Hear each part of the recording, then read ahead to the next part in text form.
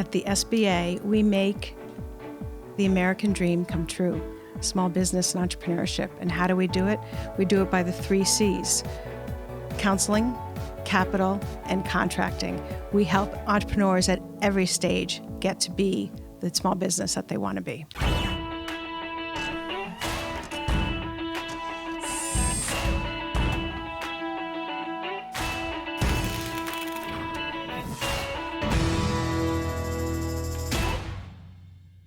Just a quick reminder for you to like, subscribe, and rate this podcast so we can get your feedback and know how to make it better. Hey, it's Ari. Welcome to another episode of the Made in America podcast. Today, I'm with Catherine Marx, District Director of the SBA. Catherine, thank you so much for coming on today. Great to be on. Can't wait for our conversation. So me too. Well, listen, Catherine, it's a Made in America podcast, so we're going to start off with our same 2 questions. What do you make and why do you make it? At the SBA, we make the American dream come true, small business and entrepreneurship. And how do we do it? We do it by the 3 C's: counseling, capital, and contracting. We help entrepreneurs at every stage get to be the small business that they want to be. Wow, that's really, first of all, very well said. And really terrific, right? I think every business that thinks about it small or otherwise could use a little bit of the 3 C's. I've had my own experience with the SBA. We talked about that a little bit before. It's been a help in my businesses over time. And I know it's done a lot in Connecticut, which is where we'll focus on this conversation. But really excited to talk about all that and what we'll get there. But before we do, Catherine, let's kind of introduce you to the rest of the audience. Like, how did you get into the SBA? Why are you so passionate about it? Excellent. So I have a very long and windy road, as so many people do. I've heard some of your other guests on your podcast sort of say career 1.0, 2.0, 3.0. I just call my road just a real windy road. And I was with the federal government in the Commerce Department and really love the mission and service that the federal government provides, because we are public servants. And the opportunity came in during the pandemic to join the SBA. And I haven't looked back since, just helping small businesses at every turn as they've pivoted, as they've had these struggles, and just really happy to be with the SBA and happy to be with you. Yeah, that's awesome. So let's just talk about a little bit. So you got into the federal government. Have you always been in sort of the commerce side, like on the business engagement side on the federal government? I haven't.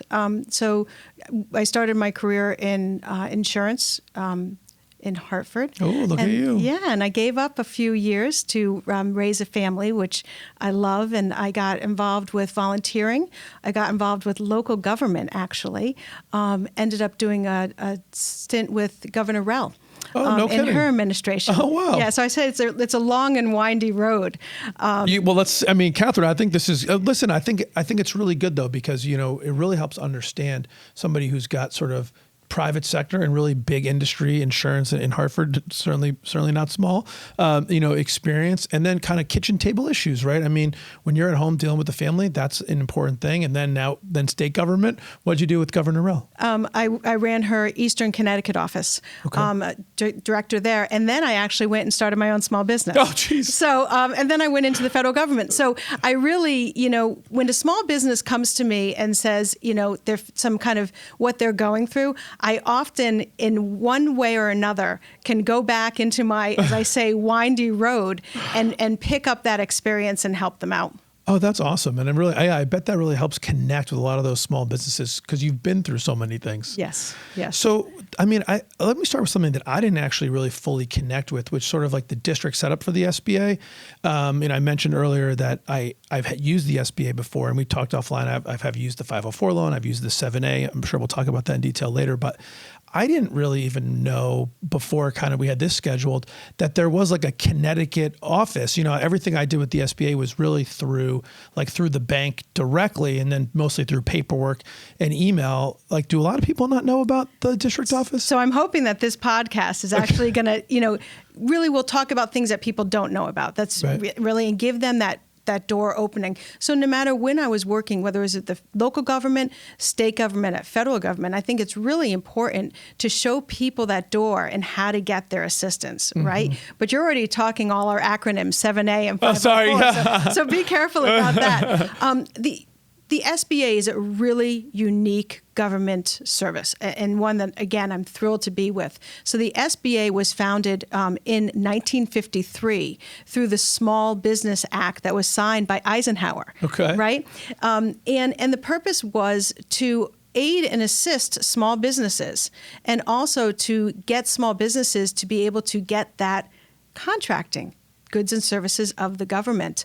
But if you think about the SBA... So hold on, just real quick. So it was both of those. One of them was to help small businesses get government contracts, so it wasn't just the province of large business, and also help them sort of get started. Right, because it's in our national interest. Sure, yeah. Right, and we can go into lots of different avenues there. But I'll answer your question. So with the SBA, it's so important that we are really, feet on the street in every single state, because that's how we connect with small businesses. Going on tours, prior to the pandemic, getting out there, doing, webinars, doing information sessions so people can learn about the resources that we have. So I agree with you. The SBA is a very unique government agency where we do have a district office and sometimes multiple district offices in states. So let's talk about what type of businesses you typically are working with. Like, is there a typical profile of what small business means from the vantage point of the SBA? No. Okay. And there shouldn't be either. So first of all, it's important to know that every business starts small. Mm-hmm. That you think about that, and it's just so true, right? Mm-hmm. So every business starts small, but every industry has a different sort of size standards of how big they are, right? So a small manufacturing business is going to be a lot bigger than a mom and pop business. Mm-hmm. But for the SBA, we actually delineate size standards to make sure that you could classify as a small business, and it's either based on revenue or it's based on the amount of employees. So in some cases, a business with 1,500 people can classify as a small business. But in terms of who comes to my door, who comes to the door of the district office, it is all of those, and especially during the pandemic. It didn't matter what size you were dealing with, a business plan that had just exploded, right? And that you needed our help. Yeah, so I was talking about PPP and all that. So I do want to hear about, and I think we should tell the story of what the SBA did and the impact it had to kind of help businesses keep operating through the pandemic, because I think that's really important for people to know. And then I want to talk something about the 3 C's and moving forward to the future. But just really quickly, what are those categorizations? Like, what size do you have to be to work with the SBA? You mentioned there's an employee size and there's a revenue size. So, right. So it's all based on your NAICE codes. So that is your industrial code, right? And I don't want to talk about too many acronyms. But like everyone used to call it the SIC code, and now it's the NAICS. Right. So the NAIC code. So there's thousands of NAIC codes, right? So it all depends on what that code is. So if you are a motor vehicle supply a merchant wholesaler, you're right. There's someone out there, and your number of employees is going to be 200, right? If you are Bevan Bells, who was on just a few days ago, right? That's right. Or I watched it a few days ago. That's right. Their NAICE code is actually musical instruments manufacturing. That's where it is. Yep. I won't bore you with the number. And their category would be less than 1,000 employees. So it all depends on the category that you're in, but I think it's a lot bigger than most people think. I think most people think about the SBA as that mom and pop, and we're there with them, but small business is also a large business. Yeah, I think that is actually really important. That's what I wanted to get out there, that I think people hear SBA and they sort of think, oh, I've already got 75 employees. I got 150 employees. Like we're not small anymore. And for those people that were there at the beginning, when it was 1 or 2 people, it doesn't feel small at all. But in the grand scheme, to your point, it absolutely can still qualify for SBA support. Right. And so when you think about outside of the pandemic, what what's a reason that a business should think about engaging with the SBA? Like if you're listening to this and you're going, oh, wow, maybe I can qualify. I'm not that small. I can still qualify for the SBA. What then would also have to be true for you to be like, oh, this is a good time for you to think about engaging with us? I think everyone should engage with us, and they can go on SBA.gov and see all the reasons. Why do I think they should engage with us? Because through our 3 C's, we will talk about everything and help you with business plans, help you pivot, help you with capital, help you export, help you with government contracting. I don't know a business that doesn't need that kind of assistance and can gain from that. And one of the things, I hope it's okay if I use a four-letter word. One of the things that's really interesting about the SBA is we are free. Oh. FREE.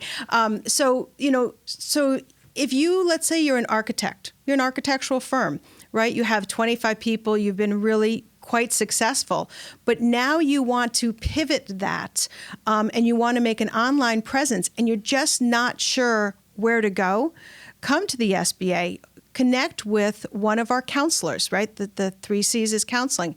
And we have numerous ones in Connecticut, and one of those is called SCORE.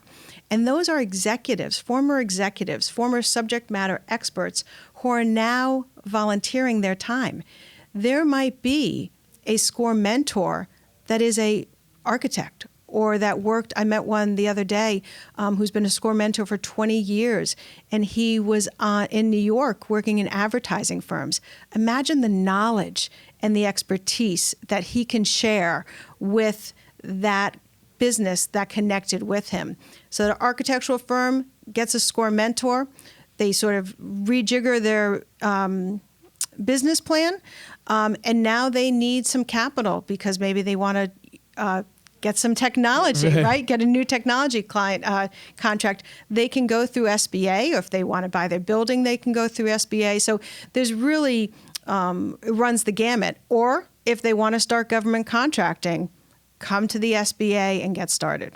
Wow. So a lot of stuff can be done there. SBA.gov sounds like a resource people should check. Yes. So I know we wanted to touch on it before we kind of get back into more on the SBA stuff, like what you guys did during the COVID-19 pandemic and the impact that it had. So let's talk a little bit about that. Like for people that are listening who might not even know what the SBA specifically was doing during the pandemic, what did the SBA do during the pandemic to help business?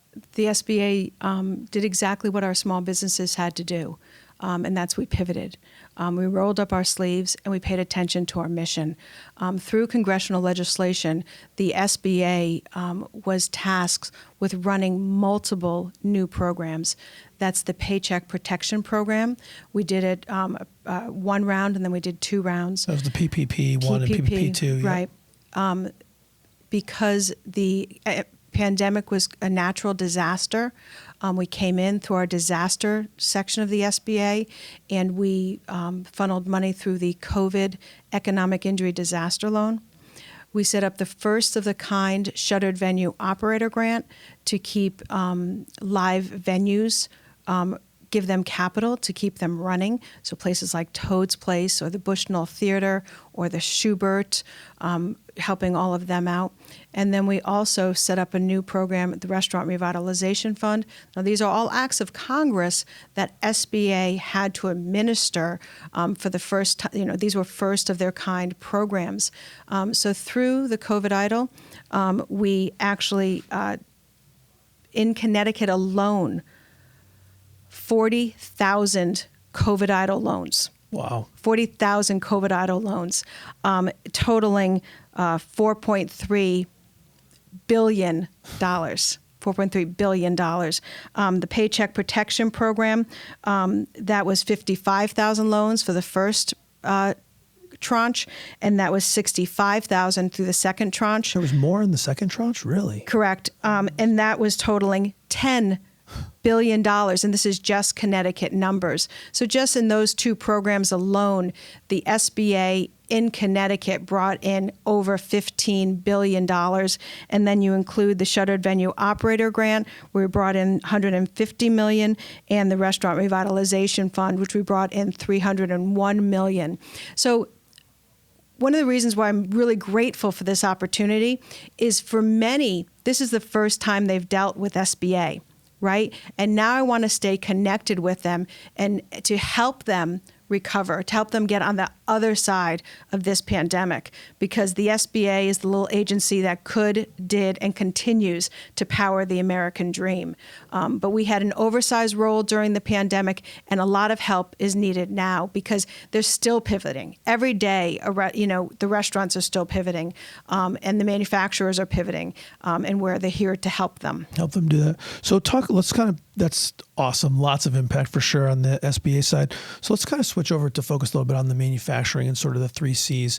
And you had talked about the contracting, the capital, and the counseling. And so thinking about the manufacturers that are out there, maybe it'd be helpful to share some examples of like SBA engagement with some manufacturers and what those stories have looked like. Right. So another one of your previous guest was Tim Kane from Goodway Technologies. So he was the winner of our National Small Business Week Award last year for exporters. So this was a national award. It's a National Small Business Week. That's what it's cool. called. Yeah. And he won in Connecticut and the region. And he was involved with SBA because the SBA works with the state of Connecticut. So when you sort of talk about all the sort of circles, all the Venn diagram of where we work, we work with the state. So we bring money into the state through the state trade expansion program, STEP program. Yep. And companies who want to export can get grant money. Grant money is money that does not need to be paid back if used properly, right? So that's really important because Tim's company, Goodway Technologies, has used it a number of times to expand in foreign markets. So you could use it by translating brochures, translating a website, doing a trade show, a foreign trade show, all different ways you could use it. And that money is again funneled through the state, but is SBA money. And we're here to help them with that program. Another person, a manufacturer in Bridgeport, Connecticut. I don't know if you know Beverly from the cleaner, Amadio. Amadio. Yeah. I am familiar. Yeah. She used that STEP grant money to translate her brochures into a different language so that she can sell overseas. So the STEP grant, STEP, is one way that manufacturers and that's really about helping manufacturers to then translate some of their materials, but also attend trade shows. So exactly. And so used properly, this is grant money to help you expand your market to other places. So if we want our manufacturers in Connecticut to expand, that's going to include the very large market outside of the United States. So that is a very something that we can do, tomorrow they can start. Another thing that we can help manufacturers with is in our capital program, if they wanted to buy the building that they're in, or if they have some long-term capital needs, we have different types of programs. But our 504 and our loan programs, as you know, they're usually named after the legislation. Correct. So the 504 program has been used multiple times with manufacturers to buy the building they're in. Right? So that's something that they might not know about. So I like to say, I want the manufacturer to go into the bank being bank ready. So I'd like to give them some information about our products. So when they sit across the table from a banker, they have all the information in front of them and they can make a well-informed decision. And for that exporter, the SBA offers an export loan. And most banks, when you go in, if you're a business owner, they're not going to give you a loan to export, right? Because it's just not a bankable situation because of the collateral for that export loan would be the accounts receivable on that product. Because they're not going to fly overseas and reclaim the equipment. Right. So what the SBA comes in and does, so we don't do direct lending per se. What we do is we guarantee the lending so that the banks can make that happen. So the export financing is really important for our manufacturers who want to go to that next level, and many don't know about it. So if we could just spread the message, That makes me so happy to give them. So that's an opportunity. important one, because I know that there's been talk back with like the Export-Import Bank and all the controversy around that, but it's so important to be able to get some ability to sell overseas, and you need help kind of taking care of that risk, and that can be a real challenge, to your point, going through sort of traditional banking. It just doesn't kind of meet those needs. So is that pretty typical? Like all the SBA loans are done not directly with the SBA, but through a bank, and then there's sort of the backing in there, right? Right. So the traditional loans are 7A and our 504, and even the pandemic, the PPP was with the program sort of took the workings of the 7A, and those were done through a traditional bank.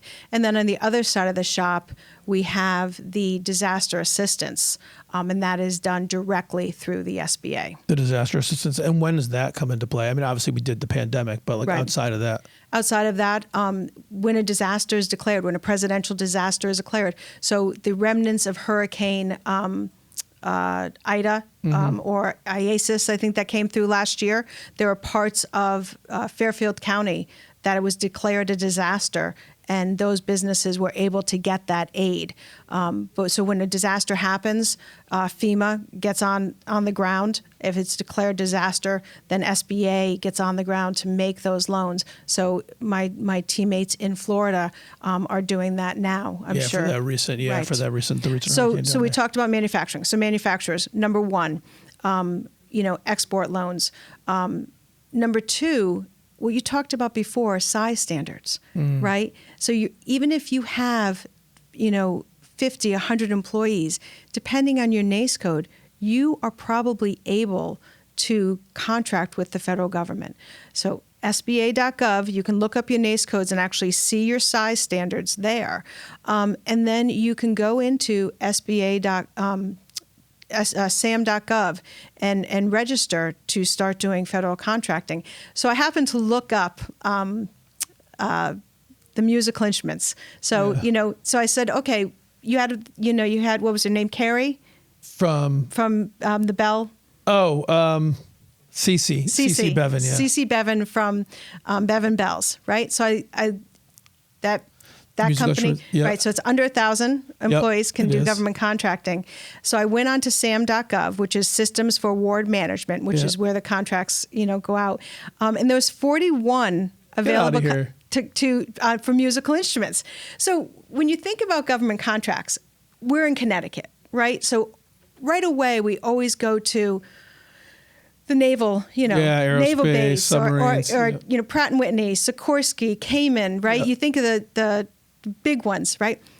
But the government buys every single type of goods and services. So IT services, HR services, real estate services, janitorial services. I know of a contract in Massachusetts, embroidery. Right? Embroidery services. So the federal government buys everything. So for a manufacturer, that's an opportunity. And that's what we want to give them. We want to give them the opportunity to expand.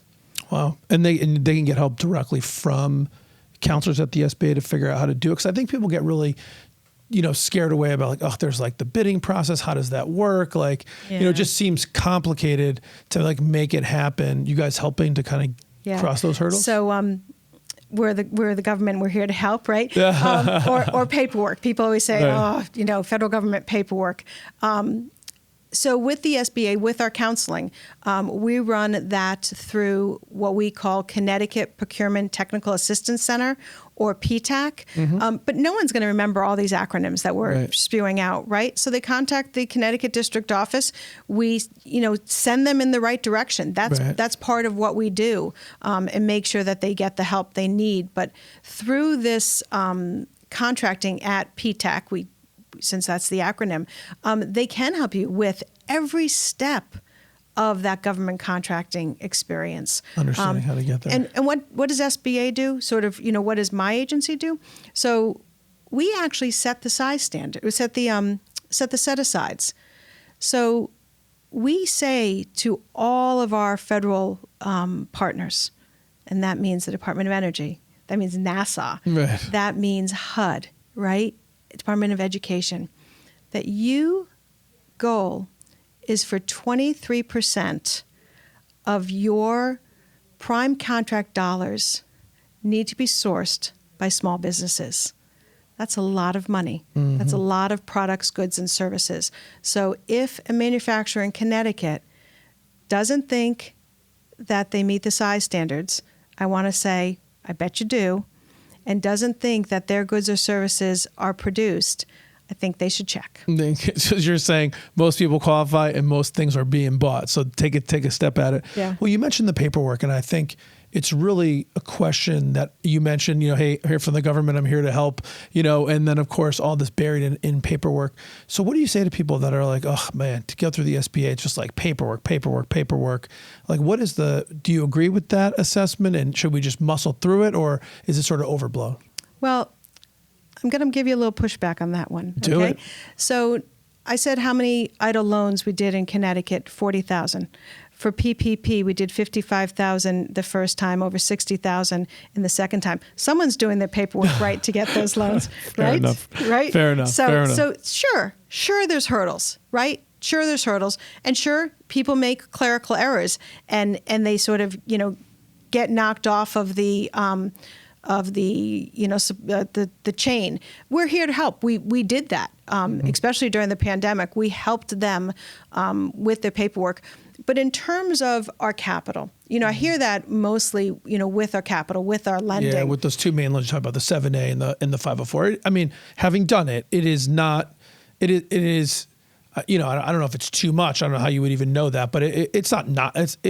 There are stuff you got to do, and there's paperwork that has to get filled out for sure. Right. And we should be very thorough because it's taxpayer money. Mm-hmm. So I say that it's thorough, and make sure you come prepared. Make sure you come, with all your information, like your NAICS codes. You need to have a lot of information, and you are borrowing from the taxpayers. So I would think that the majority of folks out there would want us to be very thorough. Yeah, well, I mean, that was something I actually mentioned to you earlier when we spoke, was like, I think it is juxtapositioned, right? Because the same people that I think will say on the one hand, like, why do I have to fill out all this crazy paperwork? On the other hand, are clearly saying, hey, we want to prevent waste, fraud, and abuse in the government. And I think you kind of, one comes with the other, right? Otherwise, we just can't be giving out money to anybody that writes their name down on a piece of paper. Correct. Yeah. So how many? So you talked about the 504, and the 7A. So you said a little about the 504 to buy a building. What's like the 7A for, and who's using that typically? So the 7A can be used for a number of reasons, and people typically have told me, they're using it for a line of credit, and a lot of times, think about it. Every business starts small, right? Mm-hmm. And you need capital. So they go to the bank, and they have that dream, right? They had the dream, then they had the reality that they had to write a business plan, right? So they go to the bank with the dream and the business plan to try to get the loan. And the bank will say, this really doesn't meet everything that we need, and they'd go through an SBA loan. And again, why? Because that's backed by the SBA. So we take the risk off the table. So businesses will use it for, lines of credit to get their business going. Operating capital, right. Stuff like that. Yeah. Right. And I think that's another interesting thing that you brought up, which is, I don't know if everyone understands, like the SBA is not outside of, even with the PPP, I suppose, isn't really lending the money directly. Like you're not getting a loan from the SBA. What the SBA is really doing is sort of helping small businesses by giving banks some security that if the business goes under, the SBA is going to back the loan. Right. So we guarantee the loan. And then, so many people will say, well, how do I get it? Where do I go? And we have a technique called lender match. Guess where you can find that? SBA.gov? SBA.gov. Lender match, where you put in, what you're looking for, and we will match you with lenders, our lenders that do offer, those loans and might be interested in helping you out. So, if we want to make sure, we want to help our manufacturers, right? So number one, follow the Connecticut District Office on Twitter and follow us on LinkedIn. You'll start seeing some of the stuff we do. So on LinkedIn, it's SBA Connecticut District Office, and on Twitter, it's SBA_Connecticut. Go on to SBA.gov, sort of look at some of the things we have. But, lender match, you'll be able to find your lender. You'll be able to see your size standards, and you'll be able to, see exactly what our capital sort of can do. Right. And then reach out to one of our free counselors. I was, I met a woman in Greenwich, the Greenwich area, the Fairfield County area, who was working with a SCORE counselor. And she doesn't have but one business. She started off with one, and now she has 4 different businesses. Just a serial entrepreneur, I called her. And she was telling me just the great work of her SCORE mentor.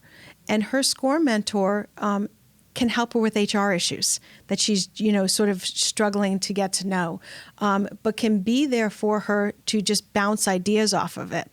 So I said to her, one of the questions said, how did you know about SCORE, right? She was a young woman. When she started her first business, she was 26. Now she's into her 30s with her 4th business. I said, how'd you learn about SCORE, right? How did a 26-year-old coming up from Florida into Connecticut learn about our Connecticut SCORE? And she said, at the hairdresser. What? Yep. So someone, was talking. So this is why it's so important for us to get outreach, because people are going to learn more and more about what we do. There is a women-owned manufacturing business in Connecticut, and she makes wooden kitchen play sets for children. Okay. So she was watching her child play with a plastic set in the living room. She didn't like the look of her plastic set. So she went out and, her first step was to go out and design it. Her next step was to find someone to do a prototype. Yep. Then she found a supplier. That worked for a couple years, and then she grew and she grew and she grew. And where did she kept on going back. In this instance, she used the Small Business Development Center, which the SBA funds, for her free counseling.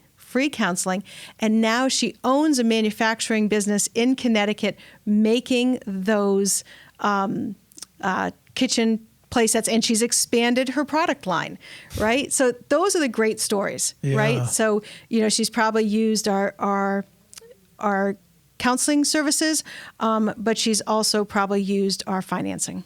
Perfect. Yeah. And as a success story, so I was going to ask you, I know we're running out of time, but I was going to ask you, as you've been doing this now for a while, you just started sort of during the pandemic going to SBA, and now we're hopefully out or mostly out. Yeah. I wonder, thinking back on your time, what are some of the things that have really surprised you that you didn't expect, that have delighted you about what the SBA has been able to do, or what you've seen, the impact it's made? It is moving, it is energizing, and it is something I've never experienced, that when I talk to a small business owner and they look me in the eye and they said, we would have been gone without the SBA. That is a motivation, because I know they still need help to get to that next level. But we're talking about, people like Carlos at Parkville Market. Right? We're talking about a veteran-owned restaurant that when the government shut down his restaurant, he didn't want to lay off his employees, but he only could last so long. The PPP came, allowed him to keep his employees on, and continue today.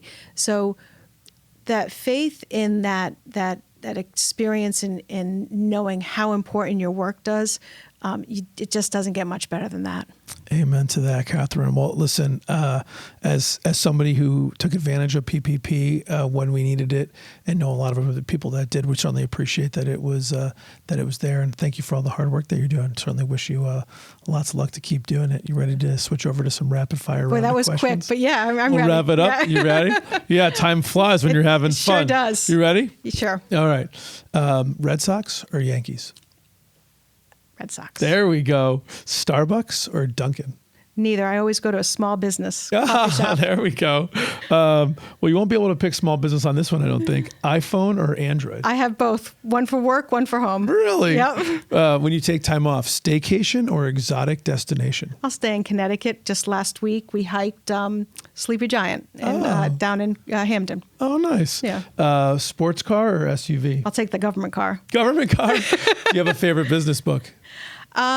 give me anything by Malcolm Gladwell or Michael Lewis. I'll take those to the beach. There you go. Yeah. I like that. If you could do anything, but it had to be something other than be the district director for the SBA, what would you do to spend your time? Well, right now I'm taking some acting lessons, so I think anything's possible. Really? Look at you. Yeah. Maybe we'll see you on the Bushnell or the Schubert stage one of these days. What's something that you learned early in your life or early in your career that you think's helped propel you to all the success that you've had? Listen, I in almost everything I do, whether you're a small business owner listening to your customer or when you're working in the government, truly listening, you'll find some success there. No question about that. What's something that you learned later in your life or later in your career that if you could go back and tell young Catherine, and if young Catherine would listen to you, you think it'd have a real positive impact I on her doubt life? she would listen to me. I would tell young Catherine that the years off being a stay-at-home mom are going to be the best years of your life. Oh, amen to that. Catherine, it has been such a pleasure having you on. I love your energy. I love the passion that you bring to what you do and all the good work you do for the small business of Connecticut. So thank you. Excellent. Made in America with Ari Santiago is brought to you by CompassMSP. Thanks for listening and spending some time with me today. My goal is to help build a strong manufacturing community, and it would be impossible to do without all of you.